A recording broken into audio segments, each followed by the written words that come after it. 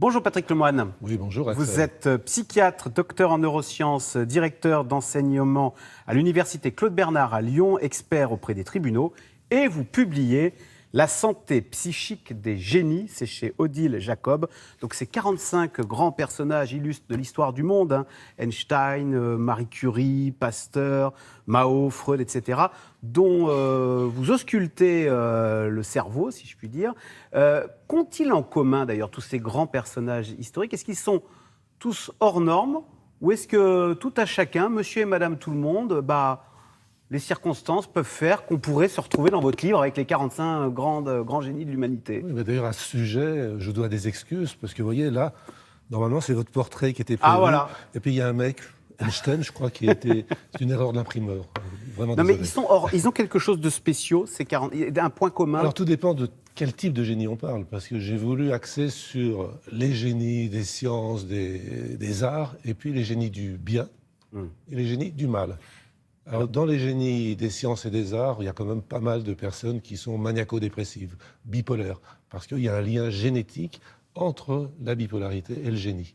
Il y a aussi quelques maladies qu'on appelle des autismes d'Asperger, quelques-uns. Comme Einstein. Justement, c'est ça qui choque au début, parce que génie, c'est connoté positivement, quand on dit c'est un génie. Et en fait, vous nous parlez de Staline, d'Hitler, que vous rangez dans la catégorie génie, mais vous dites que ce sont des génies du mal. Oui, parce que génie, ça vient de engendrer, ça veut dire créer.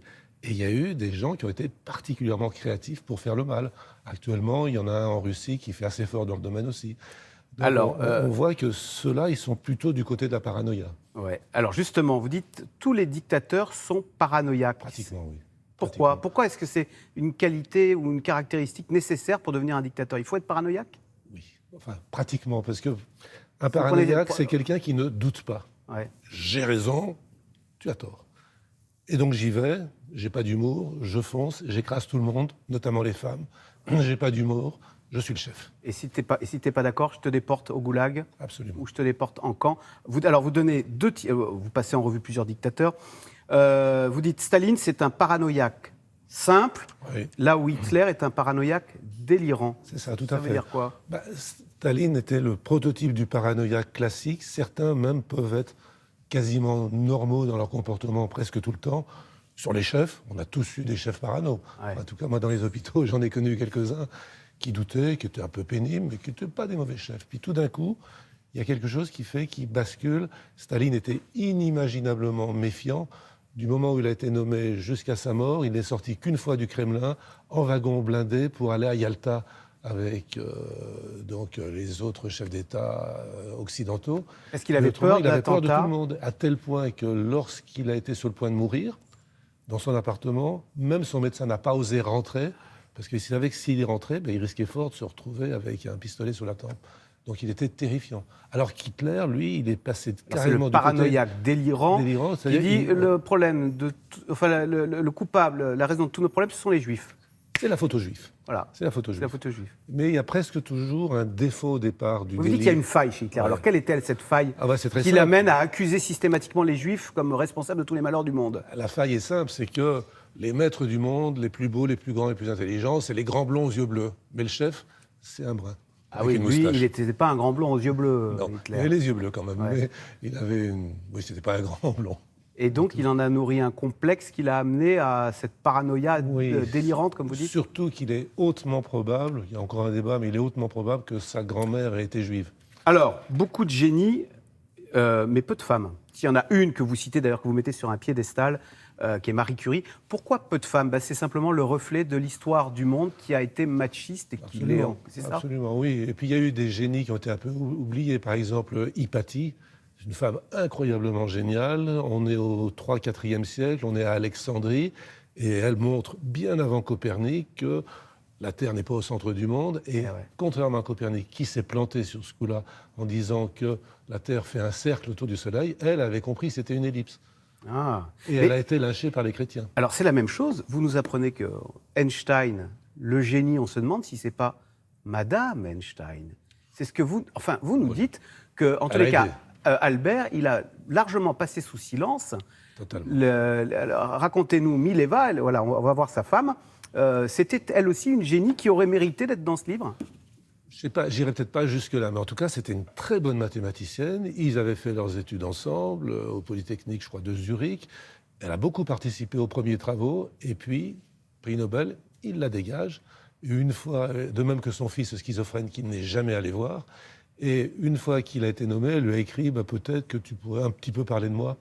Lorsqu'on est aussi médiocre que toi, on est modeste et on se tait. Ah ouais, donc Ça, Einstein, pas forcément un bonhomme. C'était un sale type sur un le plan sale privé. type, ce que vous Un dites. sale Hein. type, oui. Ouais. Voilà. Puisqu'on parle des femmes et de l'obsession des femmes, alors c'est un mot sur Sigmund Freud. Sigmund Freud qui dit, bon, on est tous obsédés par ça, sauf que vous nous dites pas du tout. Sigmund Freud, il était solidement névrosé, et c'est lui qui était obsédé par le sexe. Totalement. Mais alors, Freud, il avait le talent pour s'imaginer que son problème était universel. Ouais. Par exemple, le complexe d'Oedipe, aller parler à un papou, à un Africain d'une ethnie perdue de la forêt, ça n'a pas de sens. Le papa, maman, bébé des Occidentaux, que Freud encense pour en faire le complexe d'Oedipe, n'a aucun sens, peut-être dans 70% de l'humanité. Et tout son problème vis-à-vis des femmes, qu'il appelait quand même terra incognita. C'est-à-dire, à l'époque, sur la carte de l'Afrique, il y avait des terras, des endroits qu'on ne connaissait pas. Pour Freud, c'était ça, les femmes. Il était perdu et il ne pensait qu'au sexe. Puisque vous parlez du complexe d'Oedipe, alors ça c'est votre théorie, vous dites, il y en a un grand homme français qui souffrait du complexe d'Oedipe, et c'est peut-être ce qui l'a amené à faire tant de conquêtes, c'était Napoléon. Racontez-nous cette théorie que vous avez développée. Alors oui, Napoléon, sa maladie quand même, je suis un spécialiste du sommeil, c'est un syndrome d'apnée du sommeil. C'est là qu'il a commencé à devenir somnolent, à faire des erreurs stratégiques, aller en Russie. Attendez, parce que Napoléon, on disait qu'il dormait très peu la nuit, et que la nuit, au début, il refaisait l'opéra de Paris, etc. Au début, c'était un court dormeur au début, et il faisait des micro-siestes à la Chirac, même sur les champs de bataille. Et puis progressivement, il a pris de l'embonpoint. Puis comme on a son masque mortuaire, on peut affirmer qu'il avait des apnées du sommeil. Il est devenu somnolent. Il ne pouvait pas s'empêcher de faire des siestes qu'il appelait des méridiennes. Il ne pouvait pas se déplacer sans un lit qu'il mettait partout. Et ses généraux, ses maréchaux se plaignaient parce qu'il était devenu très lent et puis qu'il faisait des erreurs, qu'il ne comprenait plus rien à la bataille. Les erreurs, c'est par exemple aller en Russie, à la mauvaise saison en plus. Et puis mal équipé. C'était monstrueux. Et puis même ces 100 jours de l'île d'Elbe, fichu par terre tout ce que Talleyrand avait fait. Vous déboulonnez l'image de génie militaire, en tous les cas, de Napoléon. Pour moi, c'est un des 3 plus grands génies militaires de l'histoire du monde, avec Alexandre le Grand et Jules César. Ouais. Mais malheureusement, il est tombé malade, et son génie s'est dissous. Alors, c'est pour plaire à sa mère qu'il aurait fait toutes ces conquêtes. Racontez-nous, c'est votre fameux complexe d'Oedipe. Et surtout pour tuer son père. Parce qu'il a, toute sa vie, voulu faire mieux que son père, mieux au niveau, par exemple, de la franc-maçonnerie, où il aurait voulu faire mieux. Et c'est son fameux geste qui peut s'expliquer effectivement par son mal de ventre, puisqu'il est mort d'un cancer de l'estomac, mais c'est aussi, paraît-il, un geste maçonnique. Et il a tout le temps voulu faire mieux, et puis évidemment satisfaire Laetitia, qu'il regardait avec ses yeux de mère, pour vous qu'est Sadour. Alors, Patrick Lemoine, vous êtes psychiatre. Par la magie de Télématin, imaginez, vous avez la possibilité là de voir entrer dans votre cabinet pour entrer en consultation un grand génie, passé ou présent. Vous aimeriez pouvoir avoir qui frappe à la porte de votre cabinet? Je vous donne n'importe qui.